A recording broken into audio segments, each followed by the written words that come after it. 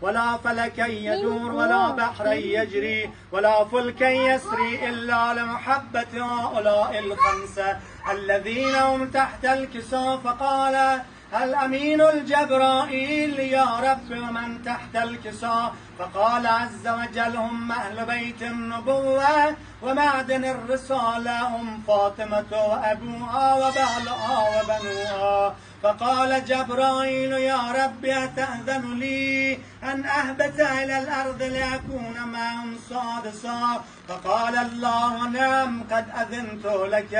فهبط الأمين جبرائيل وقال السلام عليك يا رسول الله. العلي الأعلى يقرئك السلام ويخصك بالتحية والإكرام ويقول لك وعزتي وجلالي إني ما خلقت سماء مبنية ولا أرضا مدحية ولا قمرا منيرا ولا شمسا مضيئة ولا فلكا يدور ولا بحرا يجري ولا فلكا يسري إلا لأجلكم ومحبتكم. قد أذن لي أن أدخل معكم فهل تأذن لي يا رسول الله؟ فقال يا رسول الله وعليك السلام يا أمين وحي الله إنه نعم قد أذنت لك. فدخل جبرائيل معنا تحت الكساء فقال